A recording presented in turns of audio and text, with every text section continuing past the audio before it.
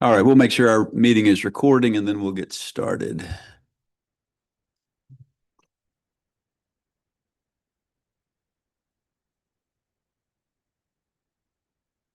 All right. Good evening, everybody. Welcome to the August 19th board meeting of the CRTPO. I'll call the meeting to order. We'll adopt the agenda next. It's been published a week ago in front of you. May I have a motion to adopt the agenda? Motion. All in favor, say aye. Aye. Thank you. Public comment period. We have this every month. We've got a total of 4 speakers tonight. I'll remind the speakers, you have 3 minutes each. We can be liberal with that tonight generally, but try to contain your talk to 3 minutes. And we'll start with Mr. Larry Shaheen. He'll be followed by Damian Smith.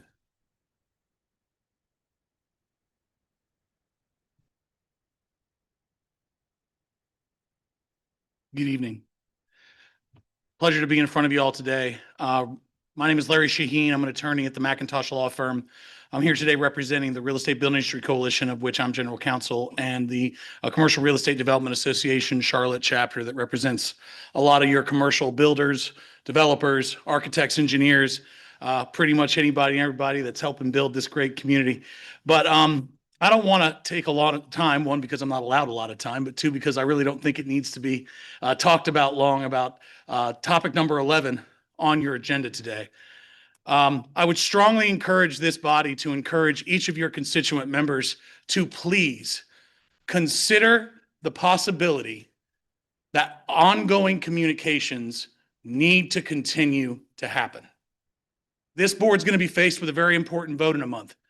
And one of the things that this board is going to have to decide is whether or not this board wants to continue to have conversations with our leadership at NCDOT, or whether or not we want to take a very strident role in the growth of our state and say no to $4 billion in growth.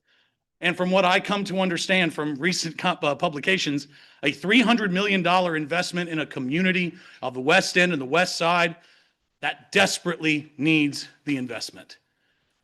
There is no more needed investment in this community than inside the crescent of Charlotte. I say this to you as someone who has grown up here and someone who has seen what has happened to those communities that are now underserved. Just this last year, our community has taken a step forward in being able to invest in both the West and East Side with the Silver Line and what will be invested in the North Side on the Red Line. But now we need to continue those investments into our disadvantaged areas of our community to be able to see those areas, be able to get the proper attention, need, and care that they so desperately need. And I say this to you respectfully, if you say no in September, again, that opportunity goes away. So we're here to ask you and to urge you to consider carefully, and please put this project, the I-77 project, back on your step. Thank you. Thank you, Mr. Shaheen. Mr. Smith, followed by Mr. Locke. Good afternoon, or I should say good evening. I should also say, Rusty, I'm tired of seeing you as well. So hopefully we can get this over at some point soon. But to counter what the real estate lobbyist group's attorney said, I live in the West End. I actually live in one of the economic redevelopment zones of the city in the inner West End.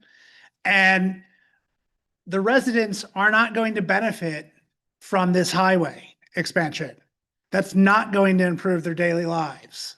What's going to improve their daily lives is investments in grocery stores, jobs, allowing them to not be car dependent, allowing them to get to and from work without having to drive. That includes people in my neighborhood who work for CATS, who are bus drivers and on light rail.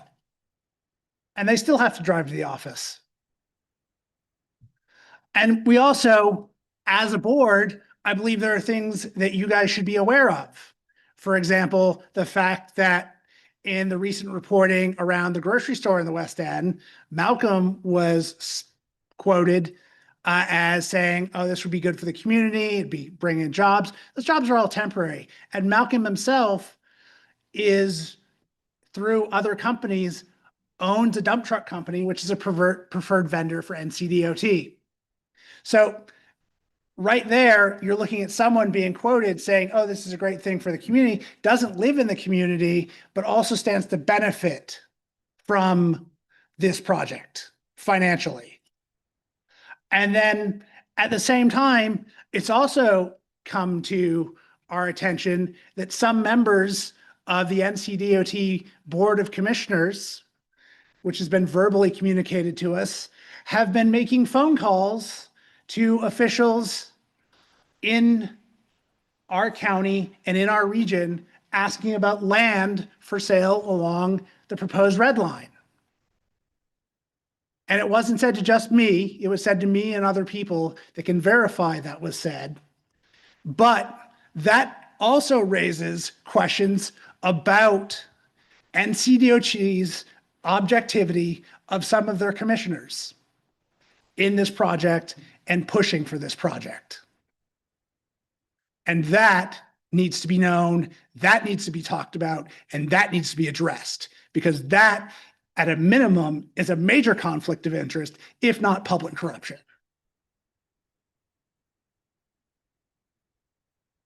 Thank you. Mr. Locke, followed by Mr. Castro. Good evening. We are absolutely drowning in traffic. If we are to believe NCDOT, one more lane will fix it. But we never go back and test whether that last lane actually fixed traffic. In fact, it rarely does. This is well studied in the international traffic engineering literature. The concept is called induced demand. The excess supply created by new capacity creates the demand to fill it. As it becomes easier to go further, we drive further, putting more cars on the road until driving is no longer any easier. This is why there is no solution to traffic except viable alternatives to driving. If we want to solve traffic, we need to get people out of cars. And we do that by making walking, biking, buses, and rail more convenient, better connected, safer, and more pleasant than driving. Most people only choose to drive because not driving is inconceivable, not because it is actually enjoyable. You hear this in complaints about traffic or idiots on the road. So when we build alternatives, people use them. As we look at the Transportation Improvement Plan's budget for the next decade, the question we really need to be asking is, what kind of demand do we really want to induce? Right now, all bicycle and pedestrian infrastructure accounts for less than 1% of the budget. These projects are basically rounding errors on massive NCDOT boondoggles. They are attempting to bribe us into accepting the 77 toll lanes by tripling this budget. This should be our hint that we can absolutely ask for more. They are willing to give it away because we are essentially fighting over scraps. Their design budget, just putting the lines on paper, is nearly half the cost of all bike and pedestrian projects in the entire region. All transit, including rail, accounts for around 20% of the budget, at roughly the same cost as the toll lanes. Instead of subsidizing toll lanes that serve only a few, we could double our rail development. Highways account for 77% of the budget. This is the demand that we plan to induce. More of the same. More highways, more lanes, more cars, more traffic, in a never-ending cycle. Is this really what we want? Or do we want to build a city where our kids can safely walk to school and ride their bikes to the park? Thank you. Thank you, Mr. Locke. Mr. Castro is our final speaker tonight.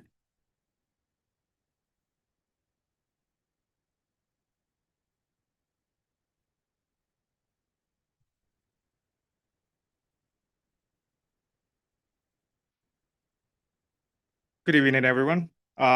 I would like to focus on one of the issues that is personally affecting me in my everyday life, and that is constantly perceived as the worst deal that we've had in the history, perhaps, of North Carolina.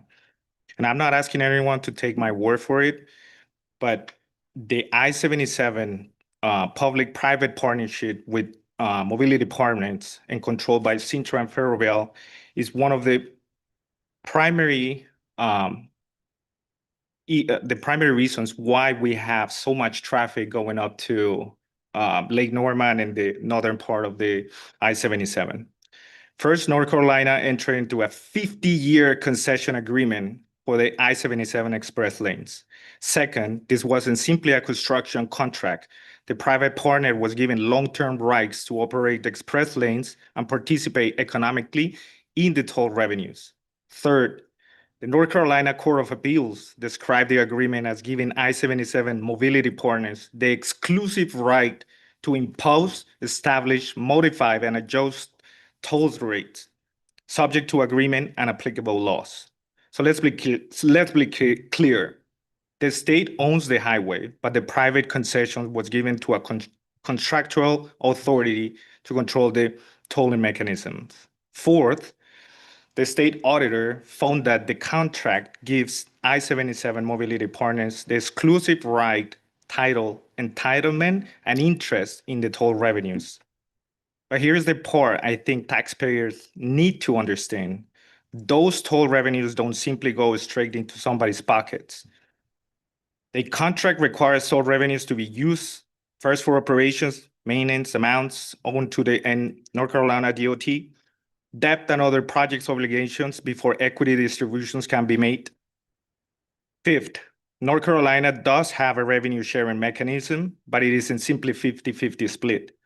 The state auditor documented a structure where North Carolina DOT's shares increase as the private partner equity returns increases from 0 all the way to 75% at the highest return band. Now let's talk about what has actually happened. According to Ferrovial's own financial report, I-77 generated approximately $130 million in revenue in 2025 alone. It reported approximately $81 million in adjusted EBITDA and $21 million in revenue sharing accrued to the DOT. And here's what I want to be very precise. Ferrovial reports approximately $358 million in dividends distributed to the project shareholders through the end of 2025, with approximately $259 million attributed to Ferrovial. This is not the same Mr. thing Castor, as 30 more seconds, please. this is not the same thing as saying Sintra took $359 million. So my question is, are toll roads good or bad? Is this whole situation or this deal that I'm sure a lot of you guys were aware, the one solution for all the traffic that we have? Are we going to continue to allow this to happen? Drive business away from the state because of this traffic? Increase accidents in the name of what? Or of a necessary evil? I say we pay the penalty and get off this horrible, terrible deal Thank that you. is going to a foreign country and not the United States, precisely. Thank you. Thank you. Let's move on to our ethics awareness and conflict of interest reminder. I'll ask Mr. Burke to read that, please. In accordance with the State Government Ethics Act, it is the duty of every board member to avoid conflict of interest. Does any board member have any known conflict of interest with respect to any of the matters coming before the board today? If so, please identify the conflict and refrain from any participation in the particular matter involved. Hearing none, we'll move to the consent agenda. We have 2 items, minutes and 2026-2035 TIP amendments. May I have a motion to approve? Second. Motion second. All in favor, please say aye. Aye. Any opposed? Item number 6, invite Travis Johnson to the podium, staff, to talk about the 2028-2037 TIP development process. There'll be an action taken tonight, please. Welcome, Travis. Thank you. Hello, everyone. I'm here to talk about the action requested for tonight, just give a brief overview, go over local point assignment, talk about our public engagement, just briefly touch on the next step which would be action tonight, and then going to the NCDOT, and then ask for the action.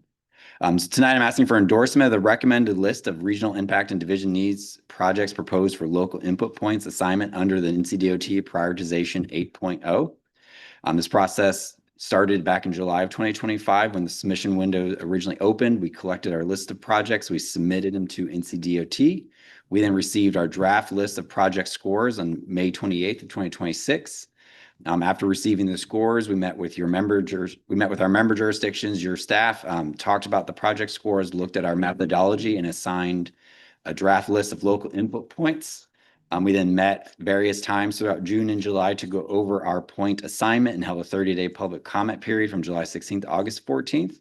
And we also shared the draft list of presented recommendations for local input points at our August 6th TCC meeting, and then updated all the staff again today at the transportation staff meeting prior to the board meeting tonight. For prioritization 8.0, we recommended not cascading projects due to the limited funding, and also to allow projects in the regional impact and division needs tier to compete more in each of their tiers. And so we ended up assigning 2450 highway to regional impact and 50 local input points for non-highway. And then for division needs tier, 2,100 local input points and then 400 to non-highway projects. In addition to our local input points that we're able to assign, we have received local input point donations. Cabarrus Row NPO is proposing to give us 17 local input points for Poplar Tent Road. And this is located in northern Mecklenburg County near the town of Huntersville. And so it's 17 local points because that's the percentage of the project that is in our planning area. In addition to that, the French Broad River NPO is having a vote from their board on August 20th to donate to us 14 local input points to the Asheville to Salisbury passenger rail service. And so they would like to donate those points to us. They'll decide on that shortly. Again, we are open to receiving those local input points and adding it to our project list. One modification for allocation that we have recommended is moving local input points from I-85 and Mallard Creek Church Road to Mount Holly Huntersville Road and Roslow's Ferry Road for intersection improvements. And this is to ensure mutual point assignment because local input points were assigned to it from Division 10. And so this will help us maximize the overall score for that project and increase likelihood of funding. We held a public comment period from July 16th to August 14th. We had social media, we had a website, project webpage. We went to National Night Out in a lot of your communities to educate about the public comment period, release a press release, emails. And we are been collecting feedback via email, mail, an Airtable online form, and then at the board meeting, residents are allowed to speak. We also shared the lists for projects in English and Spanish. We received 56 comments, and the webpage for P8 specifically received 756 views. Majority of the comments were about the desire for the Mount Holly Huntersville Road and Roslow's Ferry. We received a lot of comments about the Idlewild Road and Mill Grove Road and Indian Trail Fairview Road in Union County. That's a known intersection issue. We did receive some good project feedback about Eastern Circumferential Road that we have shared with CDOT. And so they should be reaching back out to the residents who have brought up identified concerns about the project, and they're coordinating. They'll receive that feedback and work with those residents. But in general, there's just general comments about projects, the need for projects. People shared congestion concerns, and just general information about the projects. And so we don't recommend any changes to the project list. So we're here this month to request for action. And if this board endorses local input points, we'll submit it to the spot office by August 28th. And this will conclude the local input points for regional impact for this prioritization cycle. So with that, the action requested is to endorse the recommended list for regional impact and division needs projects. Thank you, Travis. We may have some questions, but let's first get a motion and a second under our belt. Do we have a motion to approve? So moved. Have a second? Second. Let's have some discussion. Any questions? All right. All in favor, please say aye. Aye. Any opposed? Thank you. Thank you, Travis. You. Item number 7, I'll invite Brian Horton staff to the podium tonight. Talk about something. This will be on your consent agenda next month. So before you vote on consent, let's hear what we're voting on. And thank you. Welcome. Thank you, Chair. It's Brian Horton, Senior Capital Program Planner. Here tonight to talk about the MPTA, the Metropolitan Public Transportation Authority, that is now seeking to become designated recipient in place of City of Charlotte, given that CATS, of course, as you likely have heard, is transitioning to the MPTA following the adoption of the PAVE Act. So as practice nationwide for large urban areas like Charlotte urban area to have a designated recipient. That allows for formula funds from the FTA, Federal Transit Administration, to go directly to that designated recipient. And traditionally, it's usually the largest transit provider in an urban area. And of course, that today is CATS, which is currently in operational control, City of Charlotte, although with policy board control now effective July 1st by our new MPTA board, and going through a transition process with interlocal agreement with the City of Charlotte. We are going through that process to transition. And one of the key steps is to transfer or replace the designated recipient status from the city to the MPTA. And CRTPO has a hand in this process as the local metropolitan planning organization. Now, even though CATS or MPTA would become the new designated recipient, there would still be a sharing process for those funds, just as we follow today, where there's a split allocation for 5307 funds, which are the capital urban formula dollars. To follow that process, we've gone through a lot of steps. We've already secured our state grantee status with North Carolina Department of Transportation Integrated Mobility Division. We've already submitted and it's pending review with the FTA or Federal Transit Administration Region 4 office in Atlanta, our application for new federal grantee status. We've already, and these are in your packet for this agenda item, we have concurrence letters. That's a requirement of all the area providers, because there's other transit providers, of course, in the Charlotte urban area. Those include ICATS in Iredell, MTS in Mecklenburg, and Union County Transportation. We have all those letters in your packet. A key step then before we submit this to North Carolina governor to endorse it for FTA approval is to have a CRTPO resolution. And that's the item that would be before you on your consent agenda next month or the following meeting that you designate to put it on your consent agenda. I'd be happy taking questions. Great. Any questions for Brian? All right, this feels procedural, but thank you very much. It will be on the consent unless someone objects next month. All right.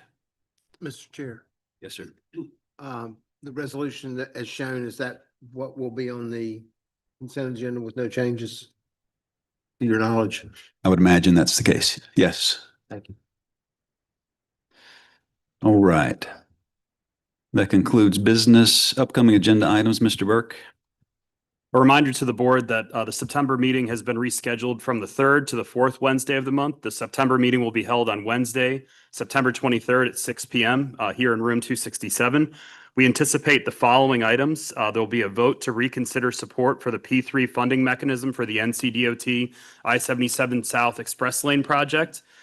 We will have the FTA Section 5307 funds designated recipient for the MPTA, what you just heard from Mr. Horton about. That'll be on our consent agenda, and we may have a FY 2026 public engagement summary of what the CRTPO has done throughout FY 26. However, we may push that to the October meeting. I have two brief announcements. If you remember, the CRTPO board approved the amendment to the MOU replacing the MTC with the MPTA during the June 17th meeting. The signatures from all voting jurisdictions have been received, and the document has been transmitted to the governor or his designee for the final signature. Once the fully executed document has been received, the MPTA will become a voting member of the CRTPO board. And then the last announcement is earlier this year, the CRTPO launched its first comprehensive safety action plan. This is a multi-jurisdiction effort to identify and reduce crashes resulting in deaths and serious injuries. Staff has begun engaging and coordinating with your jurisdictions throughout the year in the plan development process. We will have a community outreach window that will be held from September 14th through October 25th.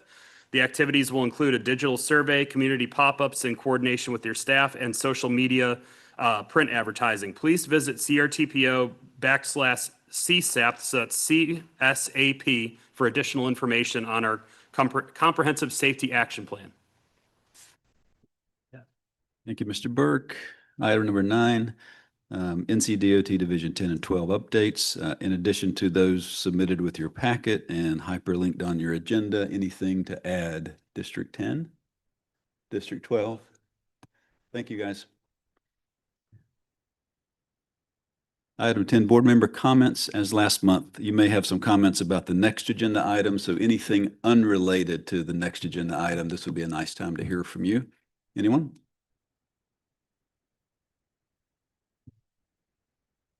All right. Item number 11, NCDOT I-77 South Express Lanes update. No action tonight. Of course, Mr. Burke mentioned we'll be voting next month. At last month's meeting, we were asked to have the City of Charlotte representative provide an update regarding their deliberations, so we'll do that now. Thank you, Mr. Chair. If there has not been a vote by the Charlotte City Council since our last meeting, and therefore the position of Charlotte remains unchanged, that we are not in support of reinstating the P3 project at this time. I can tell you that there is activity underway to explore whether there could be a path forward back to being able to implement. So at the August 3rd meeting of my Transportation Planning and Development Committee, the staff laid out a couple of ways to explore options for council to receive additional input and information. And the two main parts of that are independent third-party engagement by the city, not by the NCDOT, with the public, with interest groups, to find out directly, for my colleagues to find out directly what might be acceptable to those who have been opposing the project.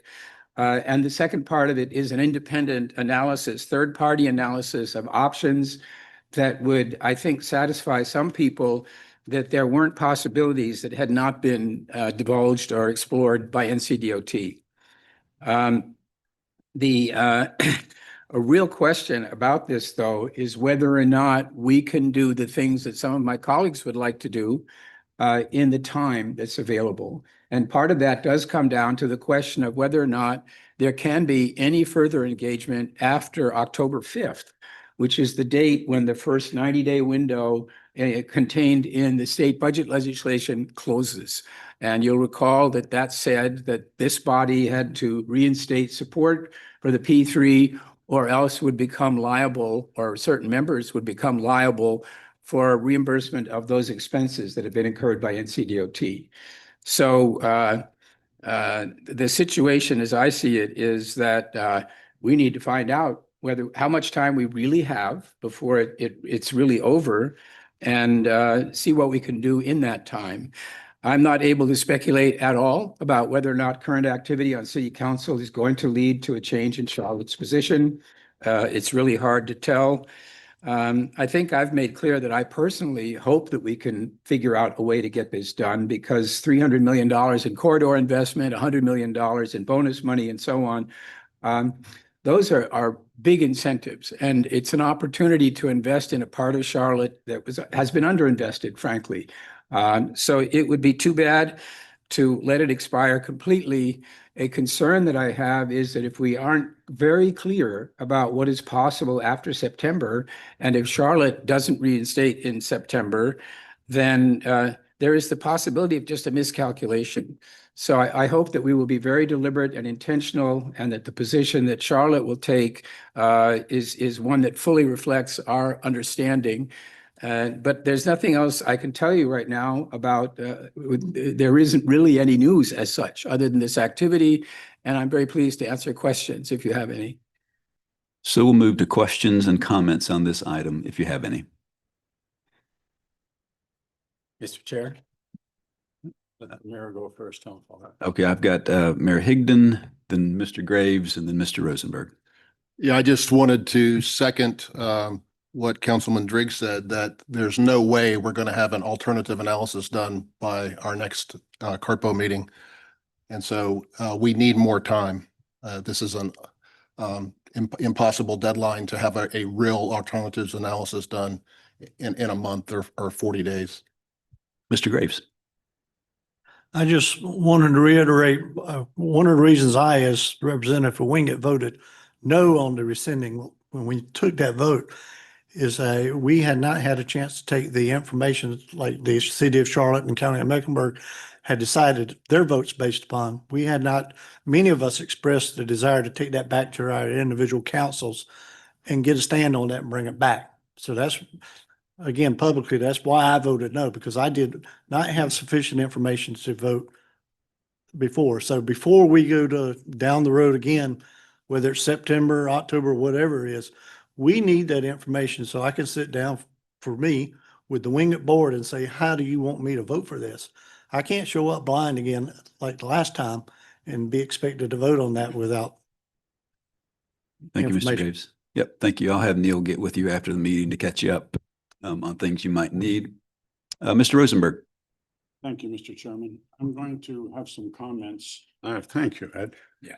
Ed's always helpful to me. And these are comments not on behalf of the Board of DOT. I am a member that my comments and my relationship with the legislature, which appointed me.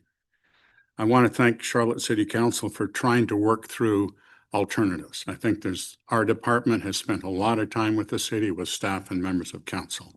This is the most important decision for transportation this city, region, state may ever make. This is the largest transportation project in this state.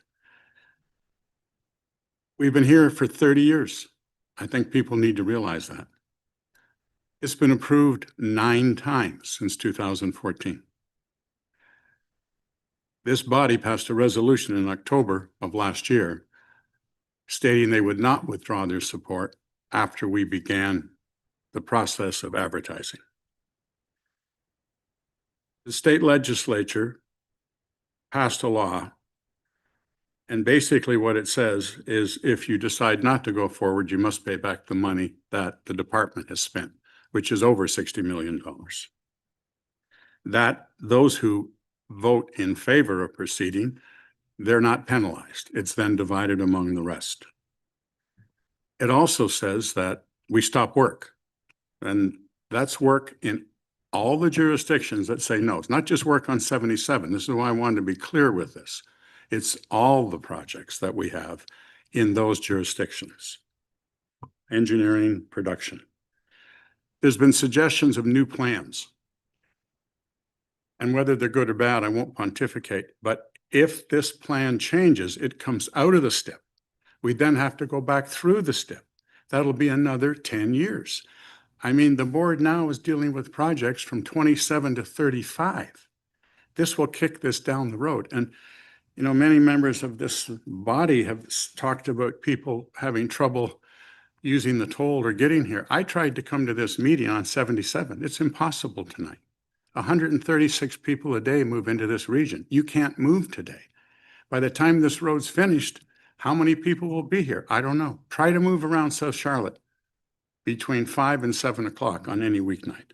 So I think the department has tried hard, will continue to try hard to work with everybody, but we really, folks, need to find a solution to go forward. Ed said some numbers, I just want to enlighten them a little bit. It's $600 million for the corridor. It's $100 million for other roads, and it's $300 million we're asking the developer to put into the community in one form or another. My math says that's $1 billion. I don't think the city wants to pass up $1 billion. So I think we just need to focus on the ways forward and get something before October 23rd. Thank you, Mr. Chair. September 23rd. Ms. Altman. Thank you so much, Mr. Chair. I think it's really important to continue to understand and correct the record for the context in which we find ourselves today.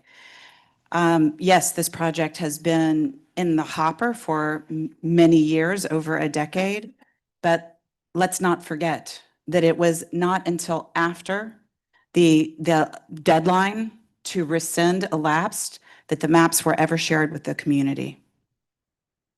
And that's the heart of the problem, because had the maps been shared and the community had an understanding of what was intended, we would have had this conversation before the alleged deadline elapsed instead of after. So that's important. Here are some things that are, I think, not within any dispute. One, as I said, the maps were shown only after it was allegedly too late to do something about it. Number two, the community's response has been overwhelmingly negative.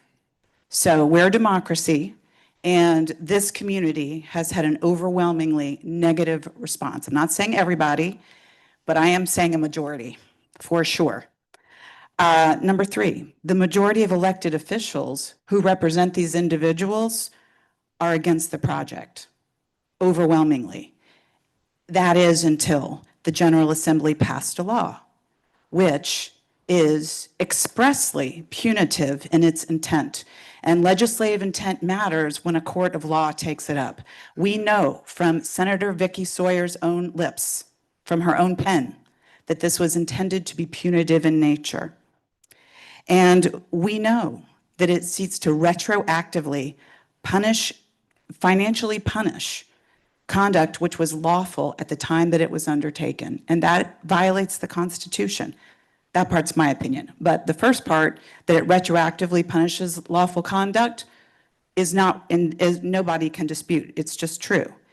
It's also a fact that the legislation singles out an entity, Mecklenburg County, for targeted punitive action. That's just a fact. So these facts should concern all citizens, Republican, Democrat, urban, rural, because we can have an honest disagreement about what toll roads do and how best to handle I-77, but that's a different conversation than a power grab by the General Assembly to a county and a city and towns and an MPO. This should concern everybody, regardless of your politics or how you think this particular problem ought to be resolved, because the General Assembly has so far gone outside of what's appropriate and, in my opinion, lawful. So attempting to essentially coerce the elected officials around this table to do its will and not represent the will of the people. And that should concern everybody. I saw my colleague, Larry Shaheen, with whom I have collaborated on other projects like the 1 cent sales tax for mass transit, great partner in that work. I just want to be clear that we all remain very interested in having conversations. I have never said I would not. And I think that's true for everybody who's voted no. And also, my position is it should stay on the STIP. He referenced putting it back on the STIP.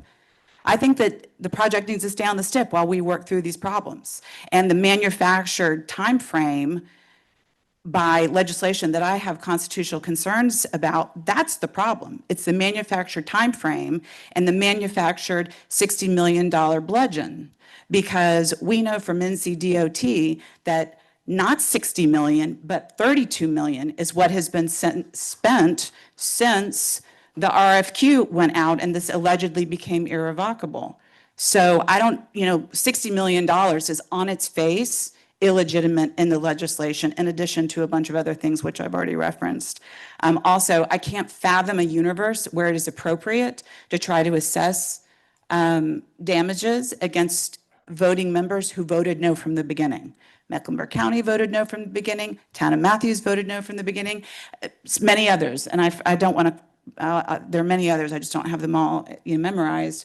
But for the legislature to pretend or to try to create a scheme where entities that voted no all along could have any liability for a project which it continues to oppose is crazy and should concern all of us. And it should also concern all of us because there are projects in this county and in these municipalities and towns here and across the state that changed their minds when they saw what NCDOT had drafted for their communities. And none of them are having to pay back money. Certainly not under these circumstances in this punitive way. So I think it's very important to keep the record straight. And lastly, to the point about a 10-year delay, if indeed this is the most important corridor in the state, and yes, I believe it is, then I sincerely believe that our partners at NCDOT, the Governor's Office, and the General Assembly should help us to address the concerns of our residents whom we represent and this democracy instead of trying to wield a bludgeon to get their outcome. Thank you, Ms. Altman. Of Mr. Rosenberg, but before he speaks, anybody who's not spoken yet, let me do Mr. Knox Mr. Rosenberg, and then Mayor Higdon, if that's okay. Mr. Nix. I would like to add my name to that list of one of the municipalities and entities that has voted no from the beginning of this. Our board has not met at this time. We are still an affirmative recension at this time. I think the sad part about this is in the 8 years that I've been on this board, the one thing I've realized is this board makes the most important decisions involving transportation in our region. We've always made those decisions with a lot of forethought, with a lot of work and collaboration between each other. And now we're making the decision because we've been strong-armed by the legislature. That's where everybody's votes changed. When you were looking at a fine that you were going to pay because you voted against something that was added to the budget, that's when you changed your votes for those that changed. And that's a sad state of affairs because that, in my opinion, that takes the hard work that this board has done historically and diminishes the importance of this and puts us in the position of being the policy board only that makes its decisions based on a head nod from the legislature. Thank you. We'll do Mr. Rosenberg, then Mayor Higdon. Anyone else that's not spoken yet? Okay. Given that we're not taking action tonight, we'll make these the last two comments unless there's something new. Yes.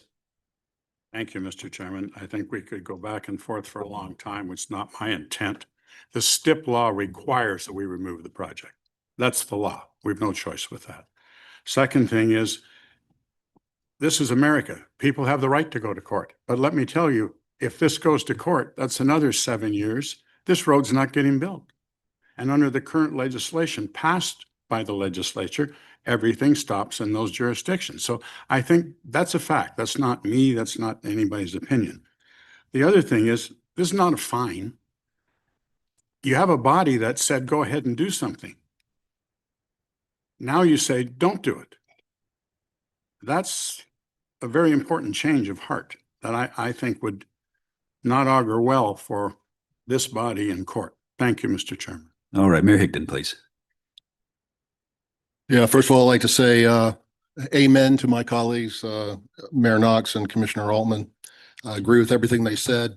The town of Matthews has never supported these toll lanes. I didn't support the I-77 North toll lanes. So we have a long history. I didn't rescind support. You never had support from Matthews. I also think it's a very sad state of affairs if the legislature is going to tell this body how to vote. I said it before and I'll reiterate it. We don't need to exist. Just let Raleigh decide what we build here. If we lay down and roll over for this and just, as Mayor Knox said, if we just become a policy board and rubber stamp whatever the legislature wants. We live in a democracy. We didn't see the maps until after the quote unquote deadline. Overwhelming public did not want it. Every municipality in Mecklenburg County voted against this. And to have the legislature come back and say, we don't care what you want, you will build it or you'll pay these fines is unconscionable. Finally, I'd like to ask NCDOT, I'm aware at least two members of this board that are not me have asked repeatedly for an itemized public line item list for the purported $60 million spent on I-77 express lanes to date. We haven't seen that. If we're going to have to pay a fine, I'd like to see what we're paying for. So I think we are owed a line item list, and I think it should be, I think the media should be really involved in demanding that as well. We're told pay $60 million. Where did that number come from? I'd like to see a list of every cent of that, what it was spent on, so that we know how much each of the entities are liable for. Thank you. Thank you, Mayor Higdon. Last call for a new speaker. All right. Thank y'all for being here. I'll take a motion to adjourn. Motion to adjourn. Second. All in favor? Aye. Thank you, guys. See you next time. Yeah, second. All right.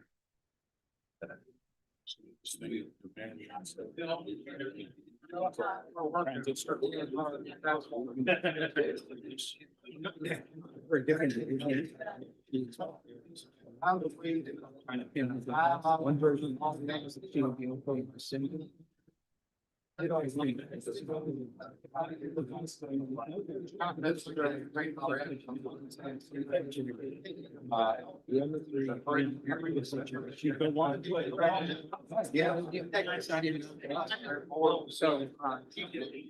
I'm gonna bring in the fines.